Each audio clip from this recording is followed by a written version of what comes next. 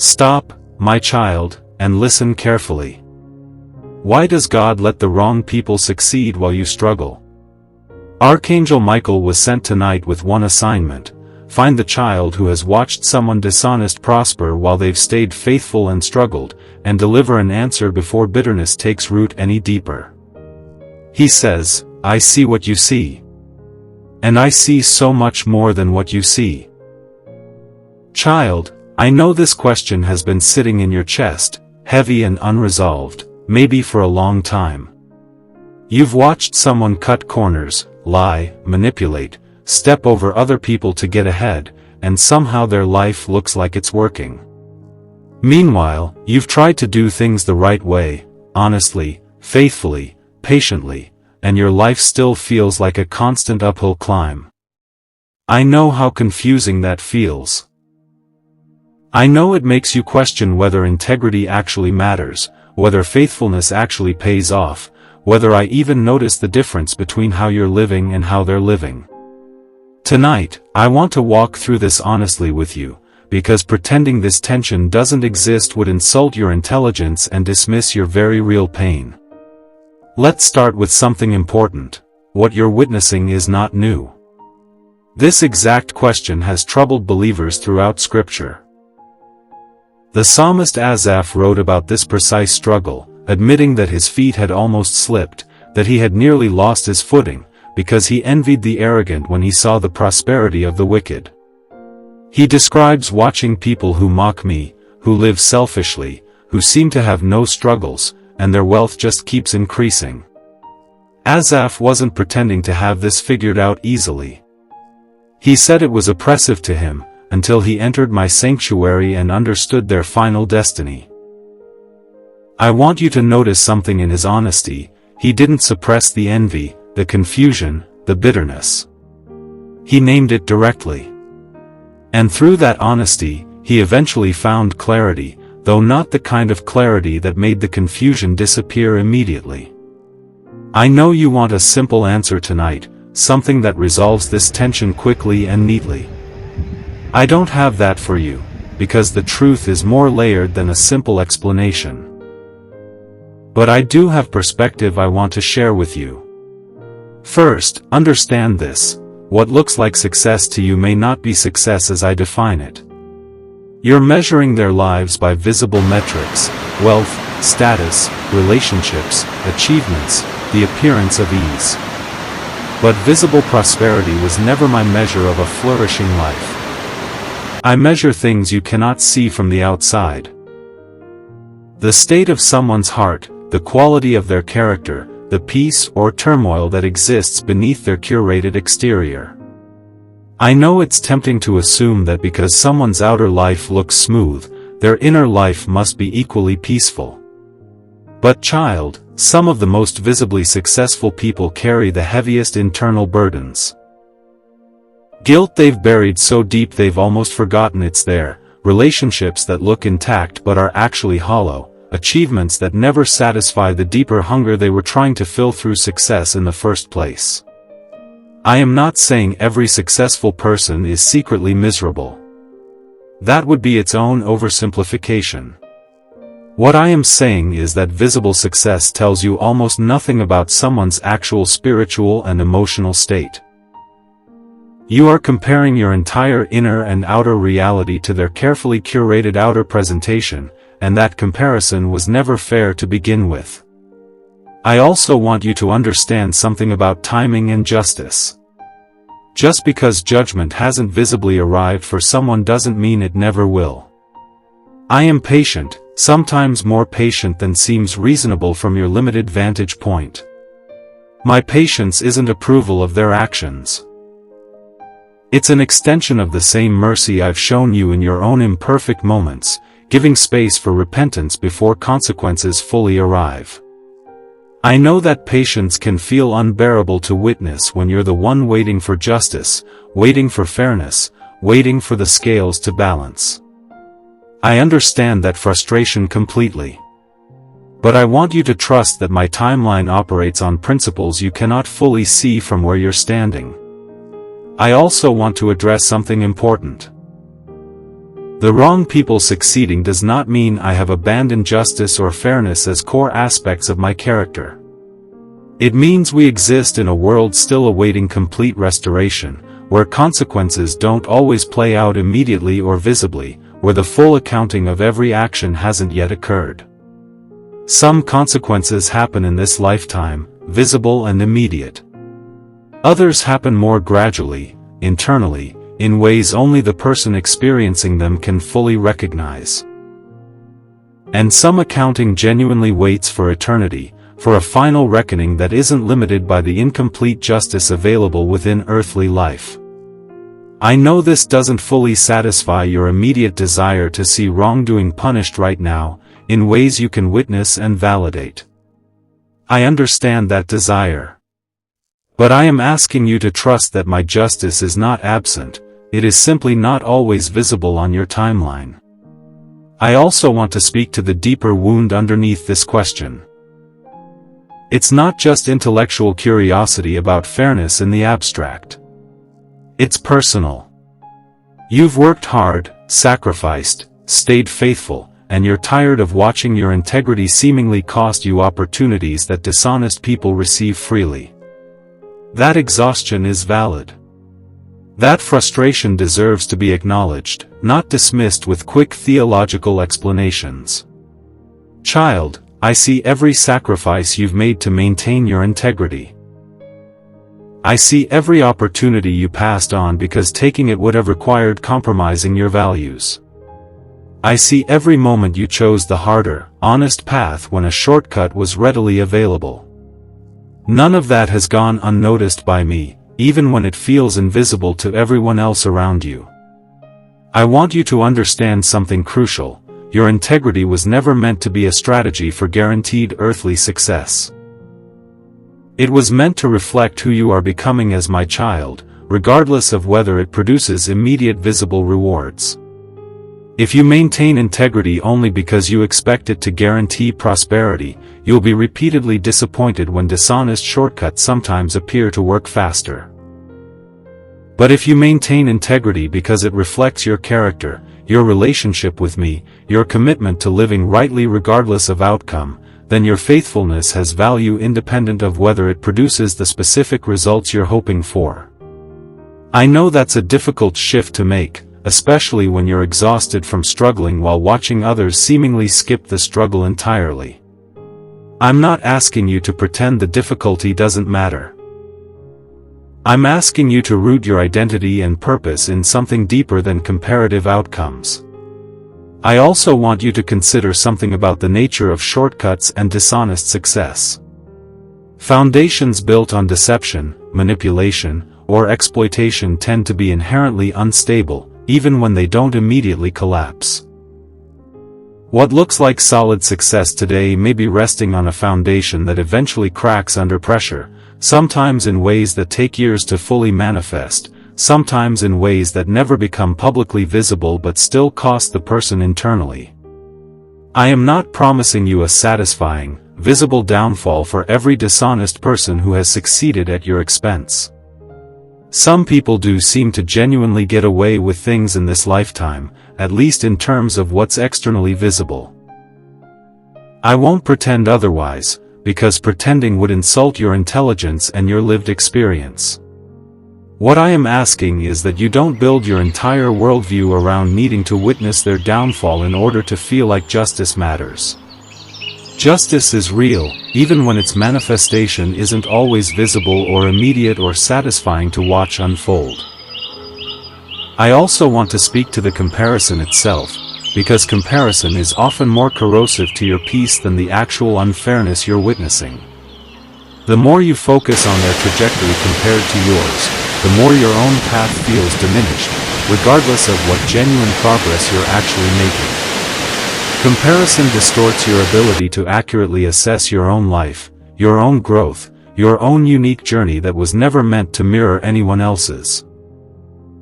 I know it's difficult not to compare when their success feels like it's directly rubbing against your struggle, especially if there's personal history involved, someone who hurt you, who wronged you, who seems to be thriving while you're still healing from what they did.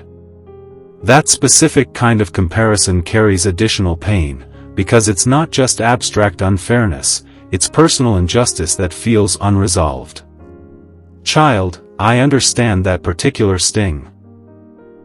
Watching someone who hurt you seemingly prosper without consequence feels like a double wound, the original harm they caused, plus the apparent confirmation that their harmful actions didn't cost them anything. I want you to know that their outward success does not erase or validate what they did to you. Their prosperity is not proof that your pain was unwarranted or that the harm wasn't real. I also want you to understand something about the nature of struggle itself. Your struggle is not punishment. It is not evidence that I favor them over you, or that your faithfulness has gone unnoticed, or that dishonesty is somehow a more effective strategy than integrity. Struggle often accompanies growth, character development, and preparation for things you cannot yet see coming. I know that's a difficult truth to sit with when you're exhausted by the struggle itself. You don't want to hear that your difficulty has purpose. You simply want relief.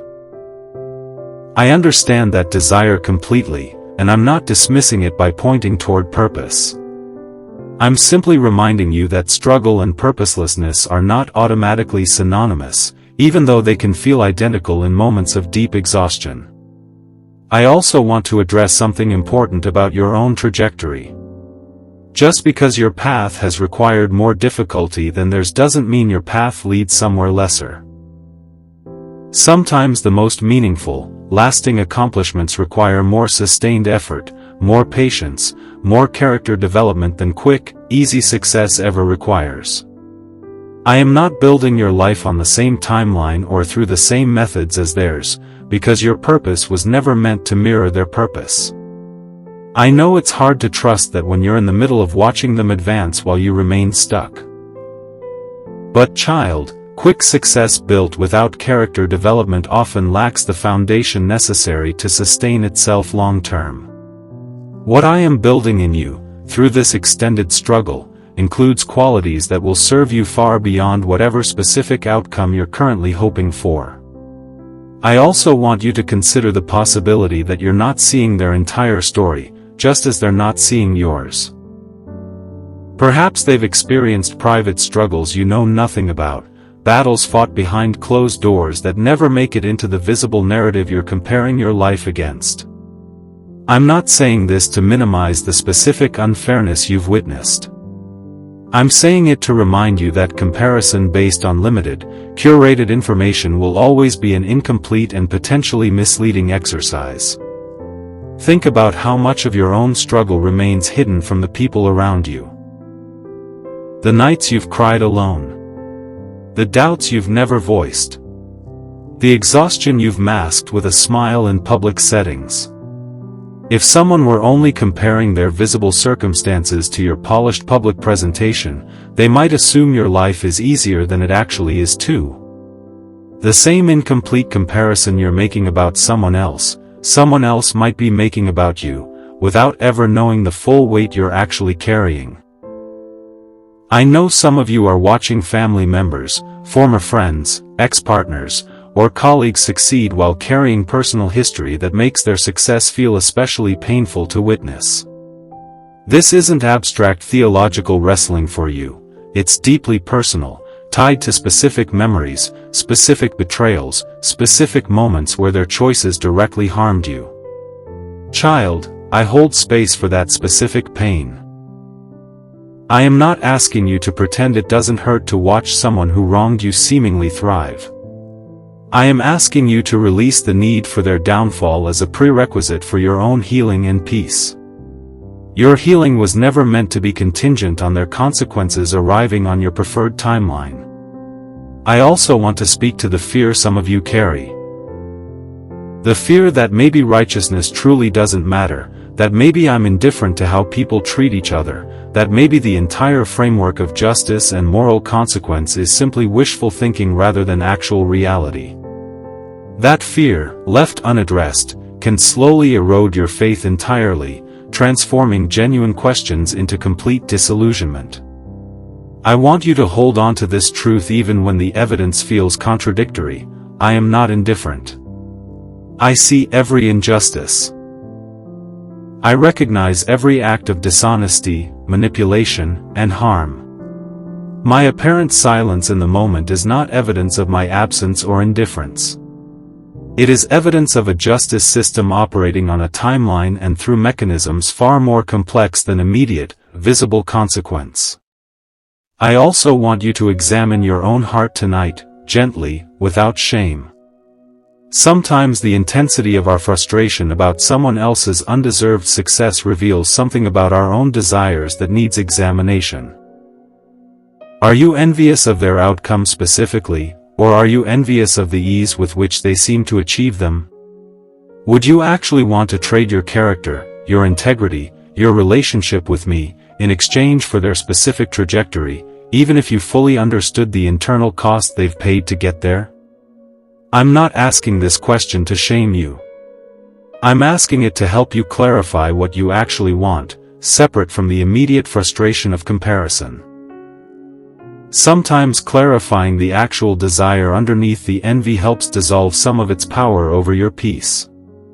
I know it's exhausting to keep believing that righteousness matters when the immediate evidence seems to suggest otherwise. I want you to remember something. Righteousness was never meant to be primarily about earning visible reward. It was meant to reflect relationship with me, character formation, and alignment with values that matter regardless of whether they produce comparative advantage in this specific lifetime. I know some days this truth feels more theoretical than comforting. On the hard days, when you're tired and the unfairness feels especially sharp, theological explanations can feel distant from the raw ache of watching someone undeserving get what you've worked so hard for. I don't expect this message to erase that ache tonight. I simply want to plant something true in you that can grow over time, even if it doesn't immediately dissolve the frustration you're carrying right now. I also want to gently remind you that your current struggle is not permanent, even though it feels endless right now. Seasons shift. Circumstances change. What looks unresolved today may look entirely different in 5 years, 10 years, or even later than that. I am not asking you to wait passively for that shift while doing nothing. I am asking you to continue walking faithfully, trusting that the trajectory of your life is not fully determined by this current comparison you're making. I also want to speak practically to what you can do with this frustration, rather than simply asking you to endure it silently. Bring it honestly to me in prayer, the way Asaph did, the way David did throughout the Psalms. Don't suppress the envy or the confusion. Name it directly. Ask me the hard questions. Wrestle openly rather than pretending this doesn't bother you. I also want you to practice gratitude for the specific things that are genuinely good in your own life, even while acknowledging the frustration of comparison. Gratitude doesn't erase the difficulty, but it does help recalibrate your focus away from constant comparison and toward the genuine blessings and growth happening within your own unique story. I also want to encourage you to limit exposure to whatever specifically triggers this comparison most intensely, whether that's social media, specific conversations, or environments where you're constantly confronted with visible evidence of their success. This isn't avoidance of reality. It's wisdom about protecting your peace from unnecessary additional triggers while you're actively working through this tension.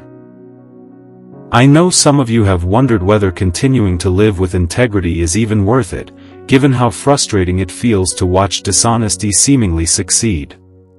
Child, I want to speak directly to that temptation tonight. Don't abandon your character in pursuit of matching their trajectory.